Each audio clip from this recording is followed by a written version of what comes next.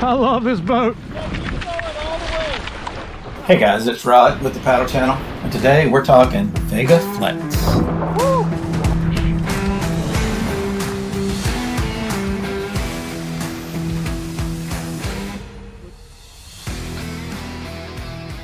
Well, I'm finally doing it. This is my 1,407 mile review of the Vega Flex surfski. Or if you live anywhere else in the world, it's 2,265 kilometers that I've paddled this surfski now. You know, I deliberately held off on doing a review of this ski because I didn't want to do the review and talk to you about this surfski while I was in the honeymoon phase. You know, when you have that shiny new boat syndrome. You just bought the surfski, you paid a lot of money for it, it's all shiny and pretty, and of course you're gonna love it. Yeah, I decided to hold off and really get to know the boat, the quirks and strengths and weaknesses before I talk to you about it. And as slow as I was to do the review, I was even slower to buy the boat. I really loved the surfski that I had before, but Barry seemed to like his Vega. 1 out of 10. What are you rating your Vega Pro right now? It's a 10. I mean, it really is. And our buddy Greg Green, who you've seen on the Paddle Channel, he has a Vega and a Vega Flex. Very experienced surfski paddler. And you've had 15 different surfskis, I right? have. Yeah. I hate to admit it. And I've had some great boats. I mean, all of them are great in their own ways, but Kai Bartlett made a very special boat right out of the gate with the Vega and the Vega Flex. So based on their recommendations and how much fun they were having in their Kai boats and great reviews that I'd read on the internet, I decided to go ahead and contact our buddy Jeff at Paddle Dynamics. And a couple of weeks later, Greg was showing me how to properly unzip the cover. Does anyone see Kai's demonstration of how to unzip this? Oh no, show us how you... He's got to show me the right way to do it.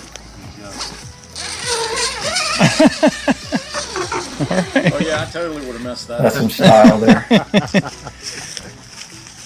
Now, I'm not going to talk about specs on this. You can look those up, like length and width, but I'm going to talk more about paddler experience, like the experience that I've had with the boat.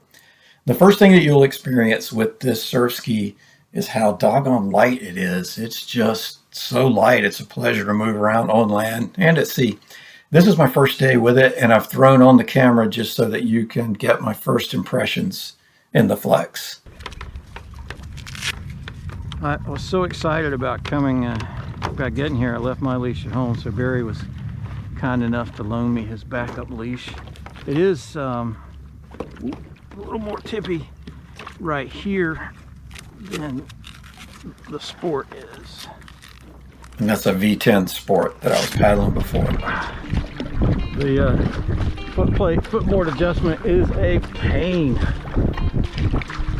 Not a fan of that.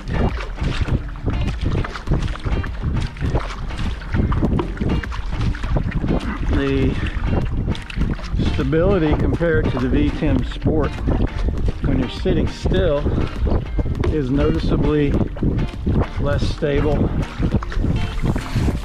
Once you're underway, at least in the flat water, it's pretty doggone stable. And this is the first day out, and we doing what we do. We just headed straight out Carolina Beach Inlet, which can be a little bit of a washing machine. And you can see here, first day out, going through this little bit of chop here, and the boat handled it extremely well. I was very, very pleased with the stability and the ability to transition from my other boat to this one. This is a couple of days later, a little cleaner this day. And you can see still a little cautious bracing going over the waves, but it's handling the waves in the inlet just fine. This is a couple months ago on the Cape Fear River. Pretty choppy day. We were chasing the ferry. Choppy day, kind of quartering chop. Again, very, very pleased with the stability of this boat. Now we're back to day one.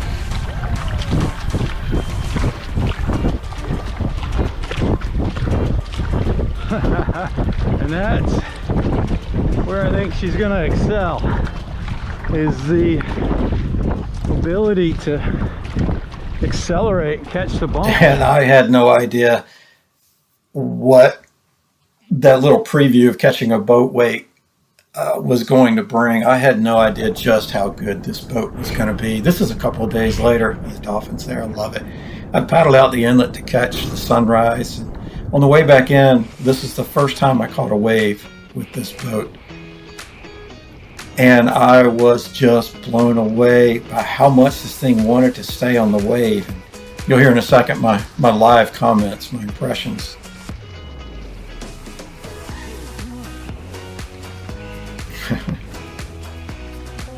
I just couldn't believe how easily it stayed on the wave. Now, speaking of stability, this is my first time out in this surf ski and beach start, and you can see hopping in was no problem. So mounting the skis not a problem, and the same goes true for deep water remounts. It's really not an issue at all. It's a pretty easy boat to remount. So if you're paddling an intermediate ski and you remount, you won't have any trouble in the Vega Flex for sure. This is the first day coming in, and you can see quite easy to dismount, easy to pick up and carry out of the surf. Now, one advantage that I didn't expect with this boat, we talked about earlier how light this boat was, but it's so stiff and so light that you can really accelerate. And my favorite way to come in to the beach now to help prevent breaking boats like we've done before is to catch the back of a wave. And I found that the Vega Flex allows me to really accelerate and catch the back of the waves quite easily. So coming into the beach is just not a stressful thing anymore. It's just so easy to hop on the back of those waves. And like I mentioned earlier, the boat's so light that it's easy to pick up if you did. Now that's a small wave, but if you did have a big following wave, it's just easy to pick it up and get it out of the way. If you do this wave doubled up on me, so I'm just kind of riding these little bumps in here, and you can see just how maneuverable this boat is. And that translates into downwinding as well, but it's like driving a little sports car. Just really, really a joy to paddle and handle. Now, one comment that I have heard people say about these boats is that they're so light that you can have trouble with the nose getting blown around as you go upwind. And I have to say, I've not seen this at all. I think the wind this day was blowing like maybe 15 miles per hour. I haven't noticed any problem with the tracking going upwind at all. Again, it's just a pleasure to paddle. But man, oh man, when you turn around and start going with the wind, that's when you're really in for the magic. I cannot believe how well this boat handles and how much it likes to downwind. I think Kai just really, like Greg said, he really knocked it out of the park with the design of this hull. I could go on and on and on about how much I enjoy riding this boat in downwind conditions. It really is a pleasure. Now, I will say that when I heard that Kai had designed a surf ski hull, I mean, if you've spent any time at the Paddle Channel, you know we love the RAs, think it's a great hull design, but I was kind of like, hey, Kai, you probably need to stay in your lane on this one. But yeah, I was wrong. I was very wrong. It's I paddle it probably 3 or 4 times a week, and I would say at least half the time I paddle it, I come in just marveling at what a great job he's done designing this boat. It truly, truly is a magical design.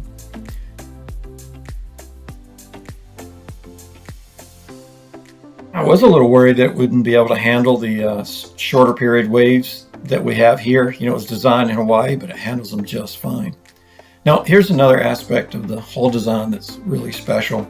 If you do mess up, like I've done here, and you stuff the nose in the wave in front of you, and these are small waves, they look smaller than they are because the GoPro flattens them out. But if you do stuff the nose, this boat doesn't come to a screeching halt like some other hulls do.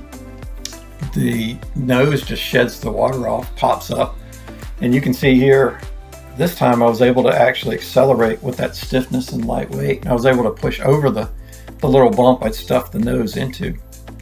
Sorry about the water spot. That does happen when you're on the ocean. But it was just such a good demonstration of how well this boat likes to surf that I left this clip in. Really, really fun boat to downwind in. Like this day, the wind was only blowing about 9 miles an hour or so, 9-10 miles an hour. And you can see we're just having a ball. Lots and lots of fun. Now I did know this boat was designed to downwind, so I accepted that I was going to give away some flat water speed and some flat water performance in this boat. I've only had the opportunity to race it in one flat water race and was very, very pleased with the outcome of that race and very pleased with the performance of the boat. So once again, I was completely wrong. I have to say I don't see any compromise in speed and flat water speed with this boat. Great at downwinding, very, very pleased with its top end speed as well. So here's another day. It's going back out to the buoy again. Here's one thing. The foot plate, a big plus is that it's infinitely adjustable. You don't have to, there aren't any pins to adjust the plate into. It is a pain to set up the first time, but that infinite adjustment is really, really nice. We found that as little as a millimeter change can make a big difference in the power and stability that we have when paddling these. But those cam locks do slip. They've improved this with a second generation design. And you have to be careful. I don't know if you could see there that those cams can block your pedals if you get them in the wrong place. I do recommend that you mark your pedals like I've done here. If they should slip, it's only happened to me once. If they should slip, it makes it easy to get the pedals back where they need to be. The baler or the venturi on this is fine. It's adequate. It comes with a plug for winter paddling. I don't worry about the plug, the cork there for summer paddling at all. In the winter though, you do want to use that plug, and that nice low hump, which is great, which I love, does allow water to splash up into your nether regions if you forget in the winter and fill the boat up with cold water. It is pretty exciting the first time you do it, but you'll probably only do it once. You'll forget the plug one time. If the water's cold enough, you'll remember it from then on. And if you do happen to fill up the boat, you can see here I got my foot tangled in the leash. I couldn't even get the foot in the strap, but I did fill the boat up, and you can see it drains out just fine. Maybe not as fast as, say, like the Epic baler, which may make you wonder if you're going to get sucked out of the bottom of the boat, but it drains just fine. Another thing you may think you would miss would be handles, if your ski now has handles. But this boat's so easy to handle, it's so lightweight that I don't miss handles at all.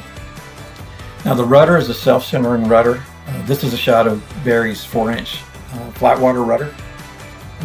There is a little detent there, which does cut down on the number of weeds that you might pick up, even with the, certainly with the 4-inch rudder, but even with the standard rudder that comes with it, it does cut down on the weeds, although it's definitely not a weed deflector. You will catch some weeds, but that self-centering rudder I do love. So you might be able to tell, I do kind of love this surf ski. So who's it for? Who would I recommend it for? If you're a beginner paddler, I don't think this is probably the boat that you want to start in. But if you're an intermediate level paddler and you're wondering if you could transition up to this boat, I definitely think this is something that you could do and should do. It's a boat that I'm absolutely in love with. Certainly if you're a downwind paddler, this is definitely a surf ski you want to check out. I can't say enough good things about it when it comes to downwind paddling. I've heard other people, I think I mentioned this earlier, on a scale of 1 to 10, they've rated it at 11. I love this boat. Ocean paddling, and surf ski paddling in particular, it's brought me so much more than I ever imagined. Physically, it's allowed me to keep working out and training and stay in somewhat okay shape as I get older and the knees give out. Spiritually, mentally, just so many benefits. It's allowed me to see some incredible sights and experience some amazing things and spend time with old friends and meet new friends. And the Vega Flex has made all of that even better. It's such a joy. So, in my opinion, is the Vega Flex a good surf ski? It's a great surf ski. Is it a perfect surf ski? For me, I think it is. Should you get it? Well, that depends. Are we going to race against each other? If we are, then I think you should probably pass on this one. But if there's no chance of us ever racing against each other at all, this is definitely a surf ski you want to check out.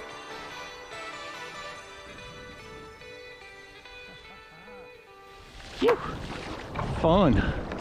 What a boat, what a boat.